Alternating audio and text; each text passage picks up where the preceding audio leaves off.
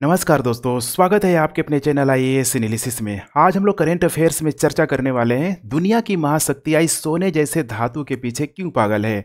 कहा जाता है जिसके पास श्रेष्ठ तकनीक और संसाधन होंगे वही भविष्य में पूरे विश्व पर शासन करेगा।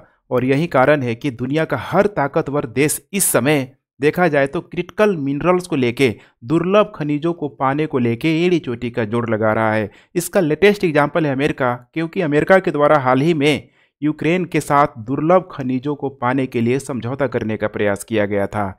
ऐसे में हमारा देश भारत पीछे कैसे रह सकता है, क्योंकि हाल ही में भारत सरकार ने भी कॉपर के उत्पादन में कमी के कारण जाम्बिया जैसे अफ्रीकी देशों से कॉपर और कोबाल्ट की खोज के लिए 9000 वर्ग किलोमीटर के ब्लॉक को सुरक्षित करने की घोषणा कर दी है। ऐसे में स्वाभाविक सी बात है कि विश्व के अलग अलग महाशक्तियों के द्वारा, खासकर यहाँ पे चीन और अमेरिका के द्वारा कॉपर की आपूर्ति को सुरक्षित करने की यहाँ पे प्रतिस्पर्धा या होड़ मची हुई है। जानेंगे पूरा का पूरा मामला क्या है। चलिए हम लोग क्लास को शुरू करते हैं। नए लोग हैं तो चैनल को सब्सक्राइब कर सकते हैं। विदिन 1 वीक के अंदर आप लोगों की मॉडर्न हिस्ट्री क्लासेज शुरू होने वाली है।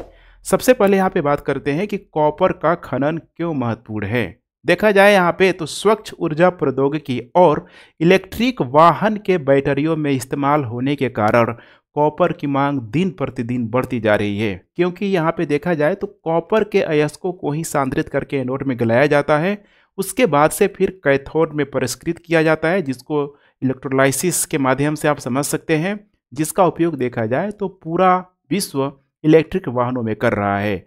अब ऐसे में अनुमान लगाया जा रहा है कि 2035 तक आते आते समझने की कोशिश कीजिए कि कॉपर की मांग जल्द ही आपूर्ति से अधिक हो जाएगी। तो ऐसे में स्वाभाविक सी बात है कि आने वाले दिनों में कॉपर के लिए होड़ और तेज हो जाएगी। अभी तो टैरिफ वार छिड़ा ही है, हो सकता है कि आने वाले दिनों में ठीक है कॉपर के लेके कॉपर वार भी यहाँ पे पूरी तरीके से मच जाएगी। आप लोग इसी से अंदाजा लगा सकते हैं कि अभी से अमेरिका और चीन के द्वारा इसके लिए सख्त कदम उठाए जा रहे हैं। तो चलिए यहाँ पे बात करते हैं अमेरिका और चीन की इसमें प्रतिक्रिया क्या है। जैसे नंबर 1 हम लोग बात करते हैं अमेरिका की, तो अमेरिका के व्हाइट हाउस के द्वारा यहाँ पे बोला गया है कि कॉपर के आयात से राष्ट्रीय सुरक्षा के लिए पूरी तरीके से खतरा है। ऐसा नोटिस तक जारी कर दिया गया है जिसमें साफ साफ चेतावनी दी गई है कि विदेशी कॉपर पर किसी भी देश की अत्यधिक निर्भरता राष्ट्रीय सुरक्षा, रक्षा, बुनियादी ढांचे और प्रौद्योगिकी के लिए खतरा है। वहीं यहाँ पे चीन की प्रतिक्रिया को हम लोग ब्लूमबर्ग की रिपोर्ट के अनुसार समझने का प्रयास करते हैं कि चीन ने कॉपर के अयस्क की आपूर्ति को कमी को देखते हुए कॉपर गलाने की अधिक क्षमता पर नियंत्रित करने के लिए रणनीतिक रूप से आगे बढ़ रहा है। देखा जाए यहाँ पे तो चीन के पास लगभग पूरे के पूरे विश्व की 50% स्मेल्टिंग और रिफाइनिंग क्षमता है, जिसके कारण उसको पूरी तरीके से मूल्य निर्धारित करने में मदद मिलता ही मिलता है। इसके अलावा कई सारे जो चीनी जो कंपनियां हैं जो अफ्रीकी देशों के साथ कॉपर के खदानों पर लंबे समय तक नियंत्रित करने के लिए लगातार जोर दे रही है, अर्थात सीधे सीधे कह सकते हैं कि अपने कॉन्ट्रैक्ट को, अपने अनुबंध को अफ्रीकी देशों के साथ उसको एक्सटेंड करने पे बल दे रही है। इनमें से देखा जाए तो अधिकतर जो चीनी कंपनियां हैं, खासकर यहाँ पे DRC कॉन्गो लोकतांत्रिक गणराज्य भी जिसे बोला जाता है, चिली है, पेरू में काम कर रहा है, जहाँ पर कॉपर बहुत अधिक मात्रा में पाया जाता है। अब यहाँ पे नेक्स्ट बात करते हैं हम लोग यहाँ पे कि भारत का कॉपर खनन के लिए विदेशी पहल क्या क्या है।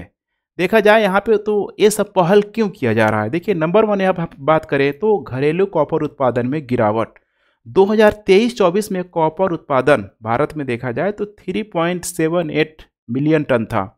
वहीं अगर देखा जाए तो यह 2018-19 की तुलना में 8% कम है। इसका मतलब कि यहाँ पे भारत में कॉपर उतने बड़े मात्रा में यहाँ पे उसका प्रोडक्शन या फिर जो भी है खनन नहीं हो पा रहा है। वहीं यहाँ पे देखा जाए चालू वित्त वर्ष में अप्रैल और जनवरी के बीच एकमात्र घरेलू कॉपर खननकर्ता जिसका नाम है हिंदुस्तान कॉपर लिमिटेड के द्वारा अयस्क में जो यहाँ पे खनन किया गया वो यहाँ पे 6% तक की कमी देखी गई। तो स्वाभाविक सी बात है कि इस कमी को पूरा करने के लिए हमें आयात करने की जरूरत बढ़ेगी। तो यहाँ पे दूसरा है आयात पर बढ़ती निर्भरता। 2018-19 से 2023-24 में मूल्य के लिहाजे से यहाँ पे देखा जाए, इसी से अंदाजा लगा सकते हैं। और ये क्यों हो रहा है, क्योंकि घरेलू कॉपर अयस्क में कमी आ रही है, जिसकी वजह से भारत को कॉपर का आयात करना पड़ रहा है। 2018-19 से 2023-24 में मूल्य के लिहाज से देखा जाए तो ये आयात जो हमारा कॉस्ट है, वैल्यू है, वो दोगुना हो गया है, लगभग 26,000 करोड़ रुपए हो चुका है। इसी से आप अंदाज़ा लगा सकते हैं कि अभी भारत का जो कॉपर मार्केट है बहुत अधिक अच्छा परफॉर्म नहीं कर पा रहा है। इसके अलावा और है विदेशी विस्तार की रणनीति, क्योंकि यहाँ पे देखा जाए तो भारत में कॉपर के बड़े बड़े भंडार है, राजस्थान के क्षेत्रों में आपको देखने के लिए मिल जाएगा। लेकिन होता क्या है ना यहाँ पे कि खनन शुरू होने से पहले व्यापक अन्वेषण की आवश्यकता होती है। इसी से अंदाजा लगा सकते हैं कि वैश्विक स्तर पर कॉपर की खदान को चालू करने में लगभग औसतन देखा जाए तो 17 साल तक का समय लग सकता है। ऐसे में अल्पावधि में इस कॉपर की मांग को पूरा करने के लिए भारत भी अफ्रीकी देशों, जैसे कि इसमें देखा जाए तो जाम्बिया है, चिली है, इसके अलावा डेमोक्रेटिक रिपब्लिक ऑफ कॉन्गो जैसे कॉपर समृद्ध देशों में ग्रीनफील्ड और ब्राउनफील्ड दोनों खनिज परिसंपत्तियों को, अपने खनिज एसेट को सुरक्षित करने की कोशिश कर रहा है। क्योंकि ऐसे में भारत अगर अभी से पहल नहीं करेगा तो हो सकता है कि वेस्टर्न कंट्री, चाइनीज कंपनी जाके वहाँ पे पूरी तरीके से ऑक्युपाई कर ले। क्योंकि इन देशों में देखा जाए तो कॉपर जो है खनिज आमतौर पर भारत की तुलना में उच्च ग्रेड की होती है। अब यहाँ पे हम लोग नेक्स्ट बात करते हैं भारत का अफ्रीका पर विशेष ध्यान। तो इसका कारण क्या है कि आखिर अफ्रीका को ही भारत टारगेट क्यों कर रहा है, और सिर्फ भारत ही नहीं पूरा विश्व देखेंगे, यूएसए के साथ साथ चाइना भी इन मिनरल्स को लेके अफ्रीका को टारगेट क्यों कर रहा है। इसका कारण है यहाँ पे कि अभी देखेंगे तो अंतर्राष्ट्रीय ऊर्जा एजेंसी आईईए के द्वारा पिछले साल के एक रिपोर्ट में कहा गया था कि अफ्रीका महाद्वीप पहले से ही वैश्विक कोबाल्ट उत्पादन का 70% और वैश्विक कॉपर उत्पादन का 16% यहाँ पे हिस्सा है। यहाँ पे मतलब इतना ये क्या कर रहा है, पूरा पूरा अकेले सिर्फ और सिर्फ एक कॉन्टिनेंटल अफ्रीका वहन कर रहा है। 2030 तक यहाँ पे डीआरसी दुनिया का दूसरा सबसे बड़ा कॉपर आपूर्ति बनने की राह पर है। यहाँ पे बात की जा रही है डेमोक्रेटिक रिपब्लिक ऑफ कॉन्गो की बात की जा रही है। साथ ही यहाँ पे अफ्रीकी देशों में देखा जाए तो कॉपर, लिथियम और प्राकृतिक ग्रेफाइट जैसे महत्वपूर्ण खनिजों के उत्पादन में अफ्रीका की हिस्सेदारी लगातार बढ़ते जा रहा है। तो देखा जाए तो अभी भी मतलब कहा जा रहा है ना कि अफ्रीका क्या है, गरीब देश है। उनके पास बहुत अच्छी मात्रा में, बहुत बड़ी मात्रा में उतनी उच्च क्वालिटी की टेक्नोलॉजी नहीं है, जिसके वजह से वे अपने देशों में जो भी रिसोर्सेज मौजूद, जो भी यहाँ पे रिसोर्सेज है, जो भी खनिज है, उसका वे दोहन नहीं कर पाते हैं या फिर सही ढंग से यूटिलाइज नहीं कर पाते हैं। ऐसे में देखा जाए तो डेवलप और डेवलपिंग कंट्री के द्वारा उसका पूरी तरीके से उनको बेनिफिट देते हुए यहाँ पे उसका दोहन करने का प्रयास किया जाता है। यहाँ पे मैप के माध्यम से आप लोग देख लीजिए, ये है जाम्बिया, इधर आपको कॉन्गो देखने के लिए मिल जाएगा, इधर है मोजाम्बिक है, नीचे है जिम्बाब्वे, यहाँ पे देखने के लिए मिल जाएगा आपको यूनाइटेड रिपब्लिक ऑफ यहाँ पे तंजानिया। तो ये सारा एरिया जो आप लोग देख रहे हैं काफ़ी ही, अगर कॉपर के दृष्टिकोण से देखा जाए तो ये रिच है। इसी से आप अंदाज़ा लगा सकते हैं जाम्बिया में कॉपर कोबाल्ट खनन लगभग देखा जाए तो 9000 वर्ग किलोमीटर क्षेत्र में अन्वेषण किया गया है, और अन्वेषण किया ही नहीं गया, इसको सुरक्षित रख लिया गया है, रिजर्व कर लिया गया है। और ये सब कौन कर रहा है, तो जीएसआई भारतीय भूवैज्ञानिक सर्वेक्षण इस भूमि का पूरा सर्वेक्षण करेगा। जाम्बिया दुनिया में कॉपर का 7वां सबसे बड़ा उत्पादक देश है। इसमें देखा जाए टॉप पे तो चिली, पेरू और इसके अलावा देखेंगे तो तीसरे नंबर पे डीआरसी ही है। तो डीआरसी का रोल काफ़ी यहाँ पे इम्पोर्टेंट हो जा रहा है। हालांकि पहले से देखेंगे वहाँ पे तो कई सारी चीनी कंपनियाँ मौजूद है। इसके अलावा भारत का खनन मंत्रालय देखेंगे तो डीआरसी हो गया, तंजानिया हो गया, मोजाम्बिक, रवांडा, इन सारे जगहों पे नोडल अधिकारियों के माध्यम से अन्वेषण के लिए महत्वपूर्ण खनिज परिसंपत्तियों का अधिग्रहण करने के लिए काम कर रहा है। ऐसे में अन्य देशों से प्रतिस्पर्धा बनी रहेगी। खासकर अन्य देशों में देखा जाए तो चीन का नाम यहाँ पे अव्वल दर्जे पे होगा।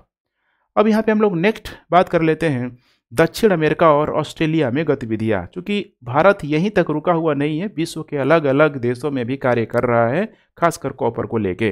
जैसे कि भारत सरकार के खनिज विदेश इंडिया लिमिटेड, इसी को काबिल भी बोला जाता है, इसके द्वारा अर्जेंटीना, चिली और ऑस्ट्रेलिया में भी लिथियम व कोबाल्ट संसाधनों की खोज में पूरी तरीके से सक्रिय है, जारी है। इसमें महत्वपूर्ण खनिजों की यहाँ पे सूची भी डाली गई है। देखेंगे तो इसमें लिथियम, कोबाल्ट, ग्रेफाइट, निकल, दुर्लभ, ठीक है, जो पृथ्वी तत्व यही रेयर अर्थ एलिमेंट्स सब इसमें शामिल किया गया है। चूँकि दुर्लभ पृथ्वी तत्व प्रौद्योगिकी के लिए, टेक्नोलॉजी के लिए बहुत ही लाभदायक है। कुल मिला के देखा जाए तो लगभग 30 महत्वपूर्ण खनिजों की यहाँ पे पहचान की गई है। और अभी का समय क्या है, साइंस अगर देखिए डेवलप होगा तो साइंस डेवलप होगा तो उसका पूरी तरीके से अप्लाई वे में यहाँ पे टेक्नोलॉजी का सहयोग लिया जाएगा और इस टेक्नोलॉजी के माध्यम से हम अपने लाइफ को सहज बनाने की कोशिश करते हैं।